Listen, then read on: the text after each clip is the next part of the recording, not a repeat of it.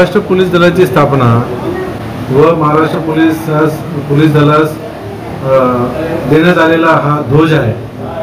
या दृष्टीने 2 जानेवारी हा रेजिंग डे म्हणून साजरा करण्यात येतो व शासनाच्या निर्देशनाप्रमाणे 2 ते 8 जानेवारी हा आपण रेजिंग डे सप्ताह म्हणून साजरा करतो. तर यामध्ये आपण बऱ्याच गोष्टी या आपण मध्ये ऐकलं असेल, शासन आपल्या दारी, लोकाभिमुख शासन. या दृष्टीने लोकांशी जास्तीत जास्त इंटरॅक्शन करण्यासंबंधी आपण वेगवेगळे कार्यक्रम राबवत असतो. आपल्या ठाणे शहराचे माननीय पोलीस आयुक्त श्री आदरणीय आशुतोष डुमरे सर आणि आमचे परिमंडळ 4चे पोलीस उपायुक्त डॉक्टर सुधाकरजी पटारे सर यांच्या वेळोवेळी भेटलेल्या सूचनांप्रमाणे आपण बऱ्याचशा कार्यक्रमांची 8 दिवसामध्ये भरगच्च कार्यक्रम आयोजित केलेले आहे. याच्यामध्ये मुख्यतः आपण फोकस ठेवलेला आहे की शाळेतील मुलं जी आता भावी आपले देशाचे नागरिक आहेत त्यांना आपण बऱ्याचशा गोष्टी म्हणजे ते लहानपणी जे लोक आत्मसात करतात ते शेवटपर्यंत आपल्या लक्षात राहते. या याच्यातून आपण मुलांवरती जास्त फोकस केला. त्याच्यामध्ये आपण त्यांना वाहतूक सुरक्षा व सायबर सुरक्षा हे 2 महत्त्वाचे मुद्दे आपण फोकस केलेले आहे. आता आपण पाहतो की वाहतूक ॲक्सिडेंटमध्ये कितीतरी स्कूल बसेसचा अपघात होतो, मुलं रस्ता क्रॉसिंग करताना अपघात होतो, पुन्हा मायनर मुलं व्हेकल चालवतात, गाड्या चालवतात विदाऊट लायसन्स. त्याच्यामुळे आपण म्हणून हे फार गरजेचं आहे. त्या दृष्टीने आपण आपल्या बदलापूर पूर्व शहरात या हद्दीतील आदर्श विद्यालय, नाईक विद्यालय, होली स्पिरिट हायस्कूल अशा वेगवेगळ्या शाळांमध्ये आपण कार्यक्रम राबवलेले आहेत. तसेच त्यांना आपण सायबर म्हणजे ऑनलाईन फ्रॉड, OTP शेअर, मोठ्या माणसांनी OTP शेअर करतात, एखादी अननोन लिंक ओपन करतात आणि त्याच्यातून लाखो रुपयाचं आपल्याला फसवणूक होते.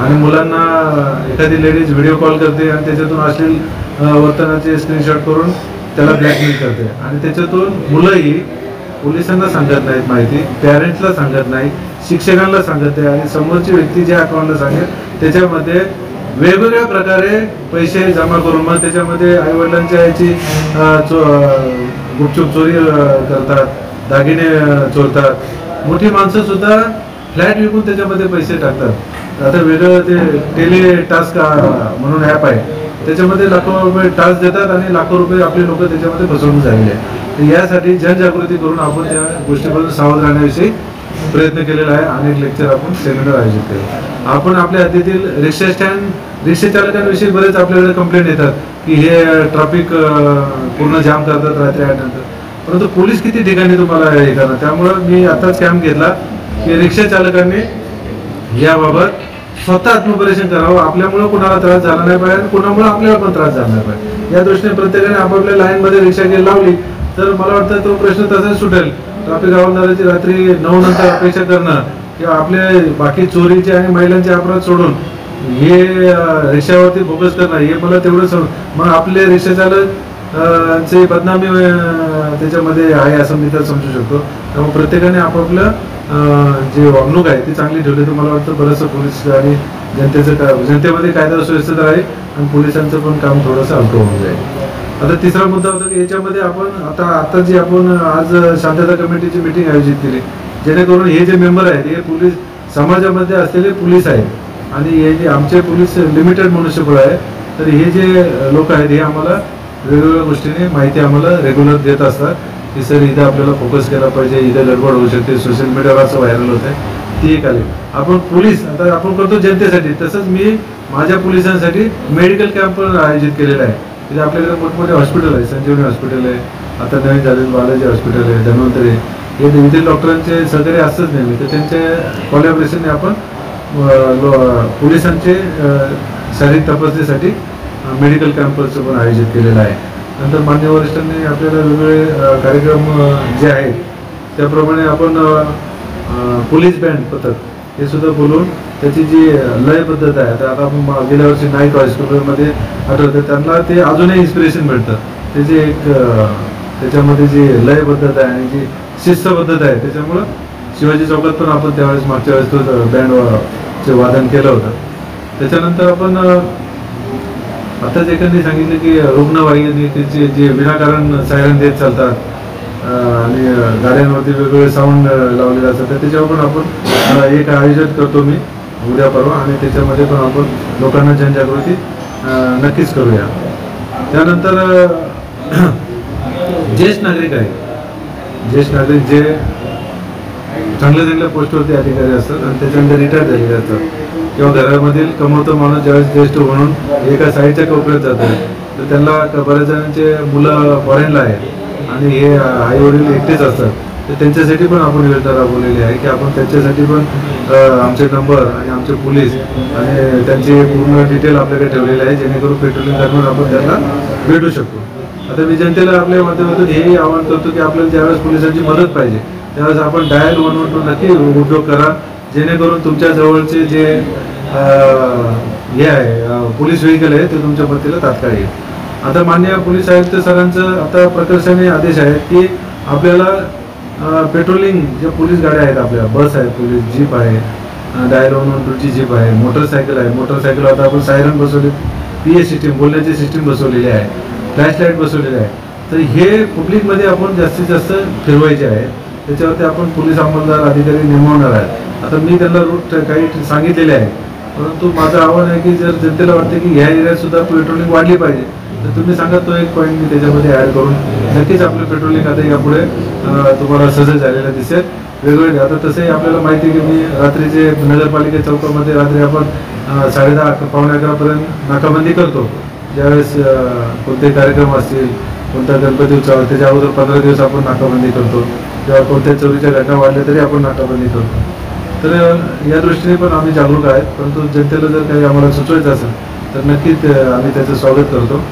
त्यानंतर आपण दुसरे कार्यक्रम आयोजित केलेले आहेत की महिलांना आणि मुलींना ते गुड टच बॅच कुणी पण आता पाहतो आपण छेडखानी करतात आणि मुलींना कळत नसतं, लहान मुलींना का नेमकी कोणत्या प्रकारे माणसाने आपल्याला स्पर्श केलेला आहे.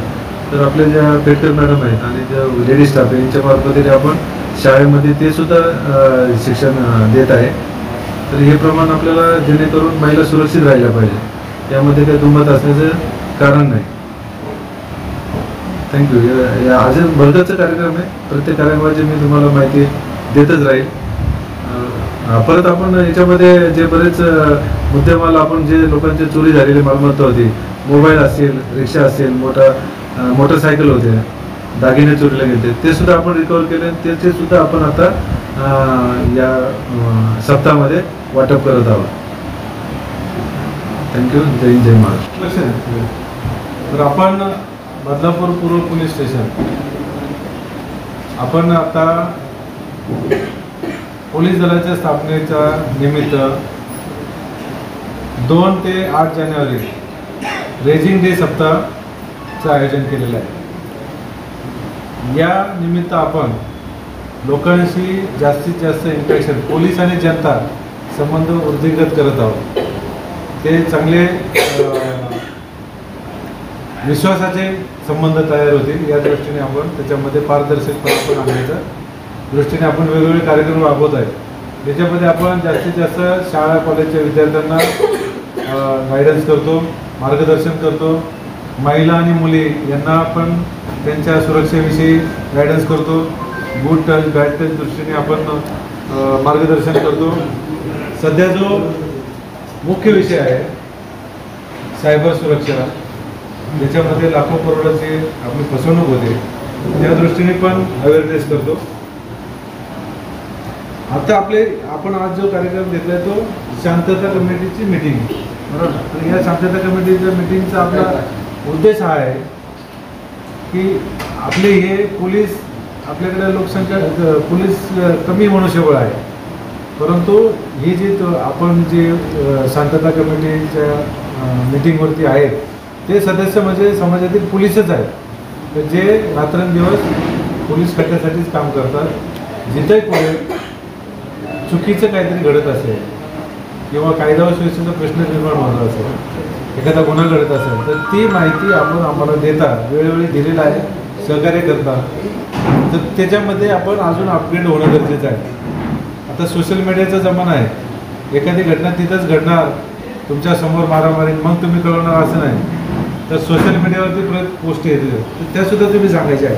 सर असं असं आमचा एका सोसायटीचा ग्रुप आहे त्याच्यावर असा मेसेज व्हायरल होतो. सर अशा अशा समाजाचा ग्रुप आहे आणि त्याच्यामध्ये असा असा मेसेज व्हायरल होतो. जेणेकरून आपल्याला ती पोस्ट लोकांच्या मनात संभ्रम पैदा होण्याच्या अगोदर डिलीट करता येते. त्यामुळे तुम्ही पोलिसांचे नाक डोळे कान या दृष्टीने सतत अलर्ट राहिलं पाहिजे आणि साध्या विषयाचे पोलीस म्हणून काम केलं पाहिजे. आता आपले त्याप्रमाणे आपण सांगतो पण की तुमचं नाव गुप्त ठेवण्यात येईल, कुठेही त्याची वाच्यता होणार नाही, तुम्हाला पुढं कोर्टामध्ये जाण्याची वेळ येणार नाही. परंतु आपले बरेचसे मेंबर आहेत की ते कोर्ट साक्ष द्यायला सुद्धा तयार असतात की नाही सर काय प्रॉब्लेम नाही, माझं नाव घ्या पण याला सजा झाली पाहिजे. त्यामुळं आपण दुसऱ्याला पण मार्गदर्शन करायचे आणि आपण स्वतः जरी पीडित झालो तरी पण आपण पोलीस स्टेशनला येऊन बिनधास्त न संकोचपणे आपण सांगितलं पाहिजे. महिलांच्या तक्रारी असेल तर आपल्याकडे महिला पोलीस ऑफिसर आहे, अंमलदार आहे, हुशार आहेत सगळे, त्यांच्याकडे आपण एकांतात त्या महिलेचं कारण मांडून ऐकू शकतो. पुरुषांच्या बाबतीत आम्ही आहे, माझा ऑनलाईन नंबर आहे, मी 24 तास तो नंबरवरती मी अटेंड करतो. आता हे तुम्हाला बरेच जणांना माहीत झालं असेल. त्यामुळे पोलिसांचा नंबर लागू न लागू माझा नंबरवर करा, डायल 112वरती आपण त्याचा आपली तक्रार नोंदवून घेऊ शकता. जे नजीकचं तुम्हाला वाहन आहे पोलीस ते तुम्हाला येऊन मदत करेल. हे तुम्हाला तर माहीत आहे शांतता कमिटी सदस्य म्हणून नेहमीच आपण, पण समाजात पण हे सांगणं फार गरजेचं आहे. आपल्याकडे आता ठाणे शहरासाठी पोलीस आयुक्त म्हणून माननीय आशुतोष डुंगरे साहेब नव्याने चार्ज घेतलेला आहे. सरांचं पण लोकाभिमुख प्रशासन यावरती भर आहे. सरांनी यापूर्वी पण ठाणे शहरात काम केलेलं आहे. त्यामुळं बरेच तुमच्यातले पण बरेच जण सरांना डायरेक्ट ओळखतात, डायरेक्ट भेटतात. मी असे अधिकारीच नाही बघितले एवढी गर्दी. बरं साहेबांना माणसं काल बसली काल मी गेलो. हां त्यामुळं भयानक गेलो कधीच नाही असे अधिकारी बघितले. 9पर्यंत इतकं लोकांचं प्रेम काय नाही. त्यामुळे तुम्ही डायरेक्ट भेटलं त्यामुळे माझ्या ऑटोमॅटिक प्रेशर आहे की मला काम करायचं आहे. आता मला अजून दुपटीने काम करावं लागणार. पाटील साहेब बरोबर ना, इथे साहेब डायरेक्ट तिथे जाऊन सांगू शकतात. तर तसं त्यामुळे पोलिसांचं काम सुधारण्यासाठी तुम्हाला जे जे काही वाटते ते तुम्ही पर्सनली मला सांगू शकता की सर इथं आपल्याला थोडी डेव्हलपमेंट करायची आहे. गणपती उत्सव असेल, ईद असेल, देवी असेल, क्रिसमस असेल, नवीन वर्ष असेल, तर प्रत्येक वेळेस आपण भाग घेतला पाहिजे. जेणेकरून पोलिसांच्या कामात सुधारणा राहील, थोडी ट्रान्सपरन्सी राहील. लोकांमध्ये आम्हाला जे सांगायचं आहे ते सुद्धा आता हे न्यूजचे प्रतिनिधी येतात, रिपोर्टर्स येतात. त्यामुळे आम्हाला तुमच्यापर्यंत आमचं जे म्हणणं आहे ते सांगण्यासाठी पण बराच फायदा होतो. त्यांचं आम्हाला नेहमीच सहकार्य असतं की कोणतीही गोष्ट समाजापर्यंत मला हे पोचवायची आहे. आणि त्यांनी पोलिसांच्या विरोधात एखादं माणसाचं म्हणणं मांडलं तरी आम्ही ते पॉझिटिव्हली घेतो आणि ते आमच्या कामात सुधारणा करण्याचा जास्तीत जास्त प्रयत्न करतो. त्यामुळे त्यांच्यावर तसं पण प्रेशर नाही की बाबा साहेबांना पोलिसांच्या कामाला नेहमीच. आणि तर तुम्हाला माझं ते सांगण्याची ते आम्हाला सुधारण्याचा स्कोप आहे तिथे नक्कीच तुम्ही आम्हाला सांगू शकता की सर इथं आपल्याला थोडंसं लक्ष घातलं पाहिजे. आता पोलिसांच्या सूचना नेहमीच असतात कोणत्याही मिटिंगला. आज विनंती आहे तुम्ही काही काही गोष्टी आम्हाला ग्रुप डिस्कशनमधून सांगा, चर्चेतून जास्त समजतं गोष्टी. तर तुमच्याकडे काही विषय असेल तर ते मांडू शकता तुम्ही. थँक्यू.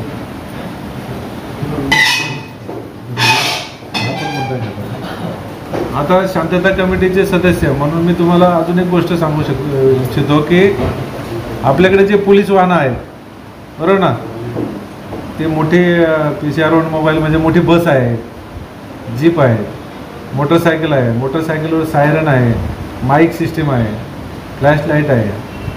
तर यासुद्धा आपल्याकडे आता जास्त लोकांमध्ये पोलिसांचा प्रेझेन्स वाढवण्यासाठी आम्ही एक करत आहोत. तुम्हाला ज्यावेळेस वाटते की ना सर ह्या एरियामध्ये गाडी आली पाहिजे आपली, तर ते पण तुम्ही सांगा जेणेकरून पेट्रोलिंग आपली त्या एरियामध्ये वाढू शकतो आपण. कारण की मी माझ्या पद्धतीने घेतले जेवढं मला आत्तापर्यंत माहिती आहे 1 वर्षात, कुठं गुन्हे होतात, कुठं एखादी कुठं गर्दी होती, कुठे महिला असतात, माझ्या पद्धतीने मी केलं. पण तुम्हाला जर वाटते की नाही सर इथं थोडं आपल्याला आली पाहिजे ही गाडी, आता तुम्हाला ती मोठी गाडी बस आहे ती नेहमी दिसणार, तर तुम्ही सांगू शकता की सर इथं पण ही बस पाठवा म्हणून.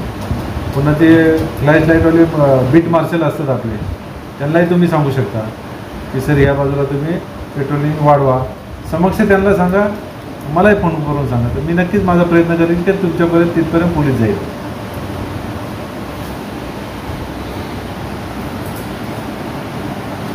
तर पुन्हा ते काय प्रोग्राम आहेत ते सांगा.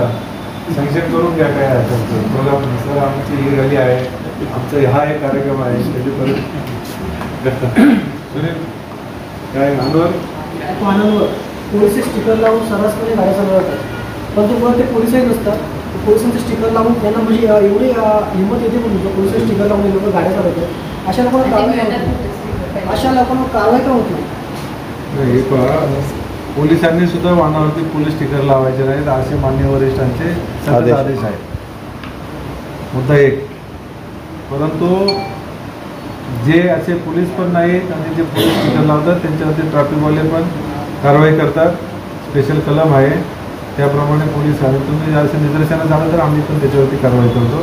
त्यामुळे पोलीस स्टिकर लावणे, पोलीस लिहिणे, त्याच्यामुळे काय होतं की आपण जे पोलीस मित्राचं पण कधी तसंच झालं होतं आणि एक चांगली स्कीम आपली मागं पडली. पोलीस मित्र पण लिहिलेले मी बऱ्याच गाड्यांवरती पाहिलं. परंतु ते जुनं आता कधी होतं ते अजूनही स्टिकर लावलेलं आहे.